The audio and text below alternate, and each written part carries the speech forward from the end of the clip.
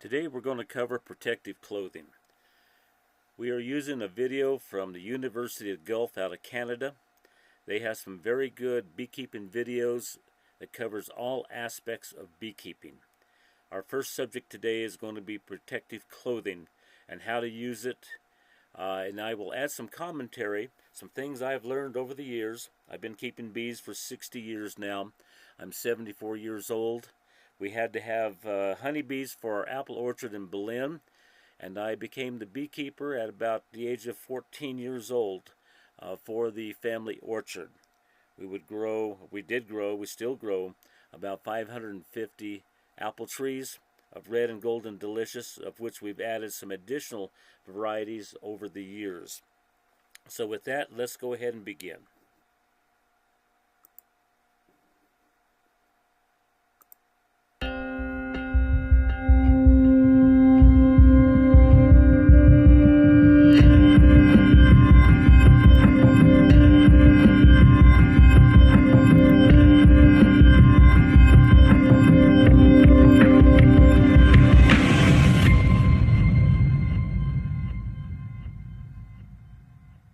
Today's video we're going to concentrate on talking about protective clothing.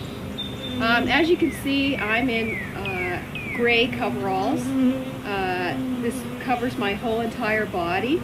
I prefer the color gray because it doesn't show the dirt as much. These are 100% cotton, so they're cool for working in, and they have lots of different types of pockets for storing stuff. They're quite easy to wash and care for. With coveralls, we also use a ventilated mesh helmet that has an adjustable band inside. Then we use a square folding veil with black steel mesh and drawstring pulls. So I'm going to show you how to put that on. The largest rectangle goes over your face. You're going to pull this down over your collar. Using this drawstring, you pull it straight down and cross it. Bring it back in front and tie it in a bow.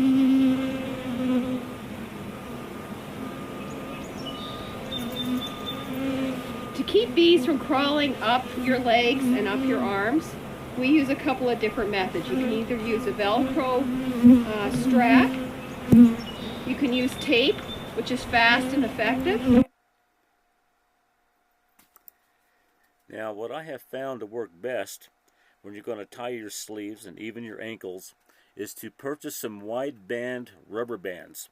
They come in a bag of probably 50 to 100 of them, and they are very quick on and off, and they've worked very good. I have found myself in my younger days that taking the tape loose to get your sleeve off, your pant legs off, or something is very troublesome when you tie them down with tape and other things. The Velcro works good, but rubber bands work equally well. Now she's going to get into covering your ankles here in just a moment. I'll come back and cover that after it finishes playing. And with your ankles, you can either pull your socks up or use tape. We never use protect. Now when it comes to ankles, I prefer that my staff that works with me in the field to wear boots. I've even bought them pairs of boots when they couldn't quite afford it or didn't feel the need to. I have bought the boots for them. I like a zippered boot. At 74 years old, I like things to come on and off very easily. And the military boots and boots that the police officers use are very good. I get a tan one because in the summertime a black can heat up very quickly. But a zippered boot works very well. In Albuquerque, in the Northeast Heights, we have a place called Kaufman's West. That's Kaufman's West. They sell the boots and anything else you might need. Once I started buying them from Kaufman's West, I found the same exact boot on Amazon. So I found it easier once I knew my exact size and what worked well. I bought it off of Amazon and have it shipped in. Gets here in 2 to 3 days. but a boot is one of the best things to keep your ankles protected from bee stings. Protective gloves in day-to-day beekeeping. We just reserve these for when we're moving bees at night to prevent getting stung, and these will protect you right up to your elbows.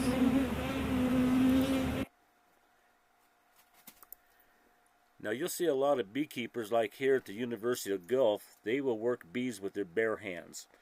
Until you're comfortable with that, I recommend that you use a pair of gloves.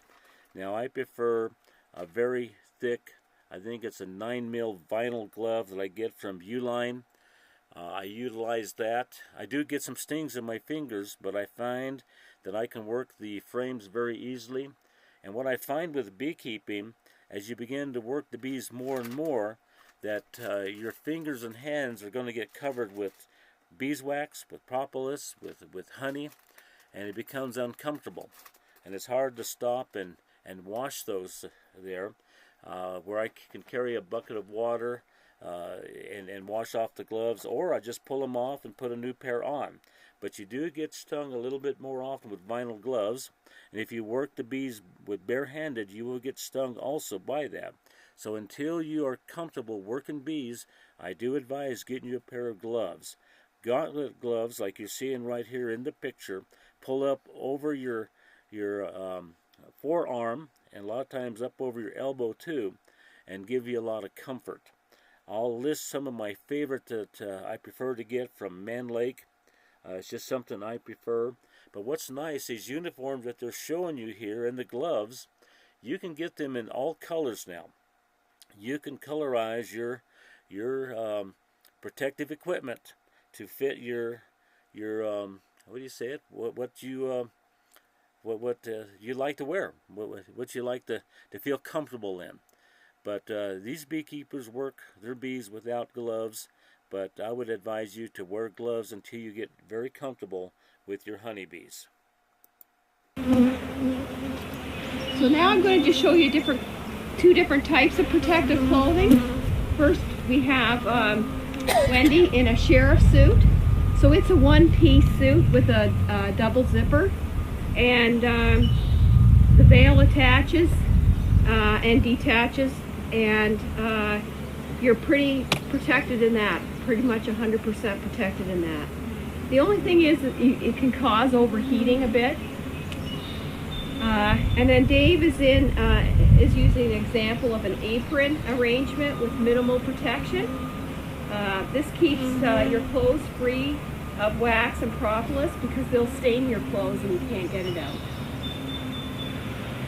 It's always best to use light colored clothing in the bee yard. Bees are attracted to shiny objects, so you should leave your sunglasses in your vehicle. If you have long hair, it's best to tie it back, and the same goes for jewelry. If you have long dangly earrings, they shouldn't be worn. And if you get stung on your hand and your finger swells up, it could result in your ring needing to be cut off your finger. So it's best to leave your jewelry at home. If you do get a bee in your veil, what you do is you turn your face upwards towards the sun, and the bee will also orient towards the sun, and you just simply go in and pick it out and throw it off to the side.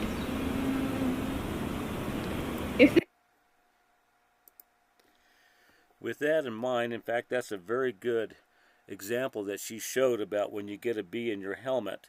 Some precautions I want to advise everybody, and I need to continue to advise myself also, is check your clothing fully to make sure that you're fully zippered up, things are tied down, you have no openings that allow bees to climb up underneath your bee suit or under your gloves or under your bee helmet.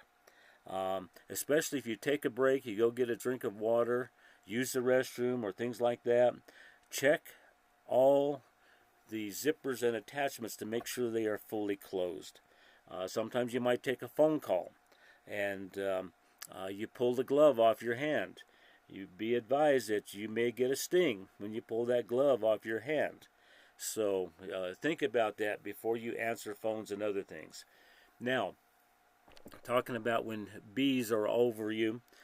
First of all, I do not advise bringing animals with you in your car, bringing small children with you, unless you have them protected with equipment like you do, protective equipment, because what I have seen happen, or have heard that has happened from friends of mine that have done this, is that they go to get into the car and they've got bees on them, they climb in there, and the bees, they fly around for a little bit until they orient themselves to the light, in other words, to a window.